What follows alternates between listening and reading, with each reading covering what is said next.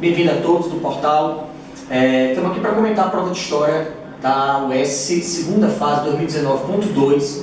Uma prova que distribuiu, como sempre o faz, tá? Os assuntos, passando por História Antiga, chegando até o nosso mundo contemporâneo. Alguns temas foram mais de uma questão sendo abordada, como por exemplo a questão começa sobre a questão da expansão marítima, a frota de Cabral para abrir Brasil. Não tem questão que abra mais Brasil do que a chegada dos próprios europeus, mas depois, quando ele vai para a prova de História Geral, ele também fala de Colombo. Então ele fala do processo da expansão marítima em duas questões, ele fala sobre o processo da Inquisição no Brasil, mas também remonta na prova de História Geral sobre Contra-Reforma e Reforma Protestante, quer dizer, os temas estavam, Brasil em geral, conversando. Você tem uma questão sobre o processo de expansão territorial do Brasil e economia colonial, sempre presente essa questão, e não estava sozinha. Nós temos uma questão também sobre economia no período do século XIX no Ceará, a questão do algodão, a relação com a Guerra de Secessão. Uma clássica da UES, sempre a influência da presença da corte imperial no Brasil. Uma outra questão que a UES sempre aborda são o processo político no período imperial e os partidos políticos. E aí a gente vê essa questão aqui no Segundo Reinado. E quando ela fala de política, a UES ela sempre traz também alguma coisa de partidos políticos no Ceará, recorrentemente. E ela colocou uma questão sobre o Estado Novo no Ceará, duas questões de história do Ceará, duas questões clássicas, gente. O Estado Novo, a formação das agremiações políticas aqui, no caso da questão ALEC, e a questão sobre a economia do Ceará do século XIX, do boom do algodão. A gente vai ter uma questão sobre Vargas. E aí, quando você fala de Vargas, a questão que revolve Vargas, fascismo, ou o Estado Novo inspirado no fascismo. A gente tem duas questões sobre nazismo e fascismo na prova de História Geral. Uma questão mais clara, sobre o totalitarismo alemão e suas características, e uma questão disfarçada, muito mal aproveitada, que foi a questão sobre a eleição do Berlusconi, tá? Que fala sobre o surgimento do neofascismo na Europa. O Berlusconi ele é o expoente desse processo. Tá?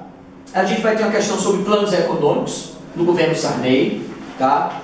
A gente vai ter uma questão que fala sobre o governo do Jânio Quadros, já fazendo associação com os nossos resultados eleitorais recentes, de esse grande boom eleitoral, um fenômeno eleitoral, o contexto desse fenômeno eleitoral do Jânio Quadros. Como eu falei para vocês, a questãozinha de história antiga, sobre Mesopotâmia, a expansão marítima está ligada às monarquias nacionais. Nós temos uma questão sobre monarquias nacionais. Uma questão clássica de Grécia Antiga, sobre o helenismo. Não vimos nessa prova Roma, mas geralmente é essa escolha, ou Grécia ou Roma. Dessa vez ele escolheu Grécia.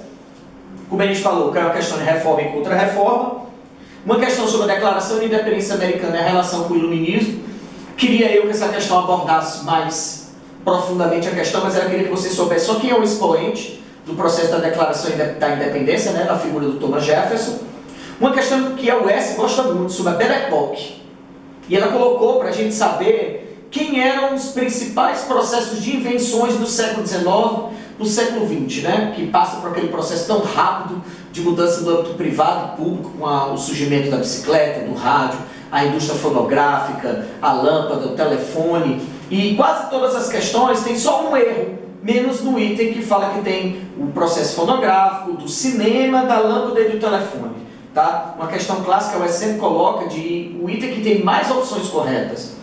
E uma questão sobre como a Alemanha se comportou politicamente no pós-Primeira Guerra, ou pós-Primeira Grande Guerra na República de Weimar.